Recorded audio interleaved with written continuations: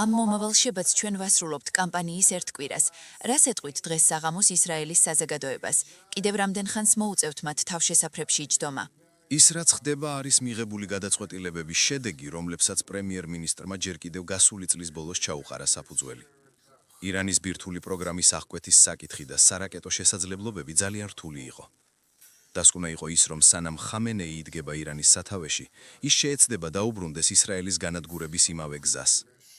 ამიტომ დახურულ ფორუმში მიღებული იქნა გადაწყვეტილება ხამენეის განეიტრალების შესახებ, თუმცა ვარაუდობდნენ, რომ ეს მომავალი წლის შუა პერიოდში მოხდებოდა. შეცდომა ხომ არ იყო მისი ნეიტრალიზება? არა, ეს არ იყო მიზანი. მიზანი იყო ბირთვული პროგრამის აღკვეთა და ჩვენ ეს გავაკეთეთ. მაშინ შეცდომა ხომ არ იყო ამის მიზნად არ დასახვა? იმ გარემოებებში, იმ გზით, რა გზითაც მიზნები იქნა მიღწეული, როცა ვნახეთ ირანის მცდელობები დაჰბრუნებოდა ძველ გზას, კვლავეცა და ბირთვული პროგრამის განახლება, სარაკეტო წარმოების პროგრამის განახლება, პრემიერ-მინისტრმა თქვა, რომ საჭიროა ხამენეის განეიტრალება. ჩვენ ყველამ, მე როგორც თავდაცვის მინისტრმა და უწყებებმა, დავიწყეთ მზადება ამ მიზნის განხორციელებლად წლის შუა პერიოდისთვის. შემდეგ ირანში არეულობები დაიწყო და ამან მდგომარეობა ორ განზომილებაში შეცვალა. ერთის მხრივ გამოჩნდა რეჟიმის შეცვლის შესაძლებლობა ხალხის სურვილის გამო, ხოლო მეორეს მხრივ ამან გაზარდა თავდასხმის საფრთხე და ჩვენ გადავწყვიტეთ გადმოგვეწია ეს თებერვლისთვის. აქ პრემიერ-მინისტრმა გააკეთა ისეთი რამე, რისი გაკეთებაც სოფლიოში ბევრ ლიდერს ალბათ არც ერთს არ შეეძლო. დაემყარებინა პარტნიორობა აშშ-ის პრეზიდენტთან. საბოლოოდ კი მიიღეს ერთობლივი გადაწყვეტილება ოპერაციის გადმოწევის შესახებ. ეს მოხდა შაბათს საღამოს და შაბათს დილით არსებული გარემოებების მიხედვით, სადაძვერო ინფორმაციის საფუძველზე, რომელიც ძალების კონცენტრაციაზე მიუთითებდა. დაინახეთ იქ ისრაელისთვის რეალური საფრთხე. ანუ იყო რაიმე მზადება, რაიმე ბრძანება, იყო რაიმე ინფორმაცია, რამაც ამ კონკრეტული მოქმედებისკენ გიბიძგათ, თუ მხოლოდ ხამენეის ლიკვიდაციის შესაძლებლობა იყო ის, რაც პრემიერ-მინისტრმა დაისახა. იყო, რადგან დავინახეთ, რომ ხამენეი არ ეშვებოდა გეგმას, შეექმნა ბირთვული იარაღი. დაგეგმისას ეს ისრაელის ოპერაცია უნდა ყოფილიყო, მაგრამ მომხდარი მოვლენებისა და ტრამპის განცხადებების გამო ირანელი ხალხის მიმართ, აქ გაჩნდა შესაძლებლობა ამის გასაფართოვებლად. და ამ ჩარჩოებში დაისახა მიზნები, რომელთა ფარგლებშიც დღეს ირანის სტრატეგიული შესაძლებლობების განეიტრალება ხდება საოცარი სადაძვერო მონაცემების საფუძველზე.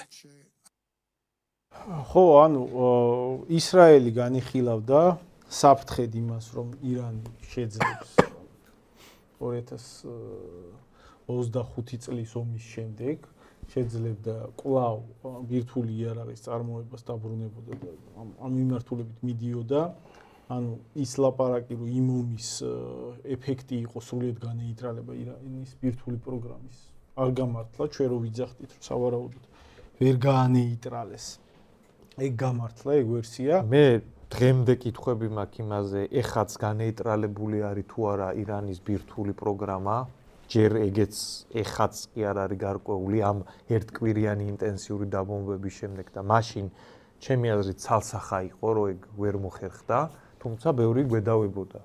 კი ბატონო და ამის შემდეგ დარტყმას ვაპირებდითო მაინც მომავალ წლის შუა რიცხვებში, მაგრამ ირანში მომხდარმა არეულობებმა, რომელიც გარე ფაქტორებითაც იყო წახალისებული, კი არა, თაც კი არა, ალბათ იყო წახალისებული პირდაპირ, ამ არეულობებმა გვიბიძგა იმ აზრისკენ, რომ შესაძლებელია იქ რეჟიმის შეცვლა ამაზე ადრე მოხდეს, ამიტომ ამ ნაბიჯზე წავედით ამერიკასთან. ერთი დონაცია არის, კიდე მოდი წავიკითხოთ და გავაგრძელოთ, ესე იგი, ნუნუ დეიდა გვწერს რატომ გადასცა თუ გაუცვალა საპატრიარქომ კრწანისის ჭალა პარკი მთავრობას. ესე იგი, მან ქრონოლოგია იყო ეგეთი, სანამ საერთოდ რამე დაიწყებოდა მან იგლ ჰილსის და ასე შემდეგ, მთავრობამ ეგ ტერიტორია საპატრიარქოს გაუცვალა სხვა ტერიტორიაში, ობოყვათის რეზიდენციაში და მთავრობამ რომ ეგ ტერიტორია საპატრიარქოსგან დაიბრუნა, მე რაღაცა პერიოდი მთავრობის კონტროლ ქვეშ იყო და მანდ იყო ფაქტურად წლის წინანდელი რაღაცა ნაკრძალი იყო, ანუ იქ რაღაც დაცული სახეობებია და ასე შემდეგ და ასე შემდეგ და ეს ყველაფერი მოხდა უკვე მაგის შემდეგ საკმაოდ პერიოდის აქეთ, ამიტომ საპატრიარქოს რაღაცა ბრალეულობა რომ მან გაუცვალეს ამ პროექტთან მიმართებაში არ არის, იმიტომ რომ გაცვლა მოხდა სახელმწიფოს ეს ტერიტორია დაუბრუნა საპატრიარქომ და მიიღო სხვა. ანუ ეს ტერიტორია საპატრიარქომ კარ გახნის წინ დაუბრუნა სახელმწიფოს და სახელმწიფომ მერე რამდენიმე წლის მერე რომ გადაწყვიტა რომ მოდი ეს ახლა არაბულ ქალაქს მივცეთ, მან სხვა მისი წება უკვე.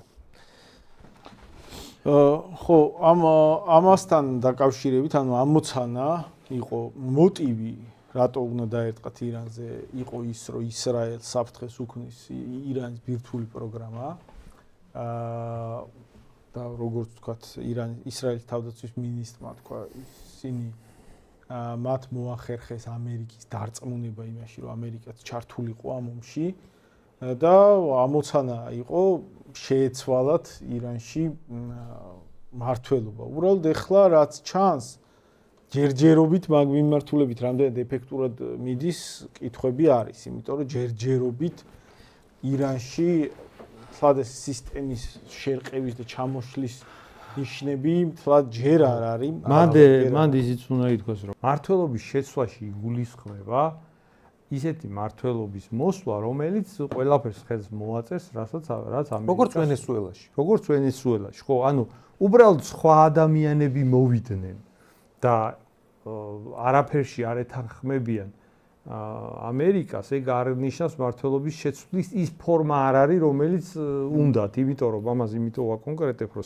ზოგადად ხალხს უყვარს ხოლმე წარმოდგენა ისე, რომ მართლობა ეს ყველაფერი დემოკრატიისთვის ხდება, ხო? ზოგს ეგრე უყვარს ამის წარმოდგენა. ზოგს უყვარს, რომ ეს ადამიანის უფლებებისთვის ხდება. აი, პრობლემა რა არის? რეალურად ეს ხდება მაგისთვის. ან მთავრობა უნდა შეიცვალოს ისეთი მოვიდეს, რომელსაც რაც ეთყვიან ის გააკეთოს, ან თუ ვერ მოხერხდა, მაშინ გაასწორებს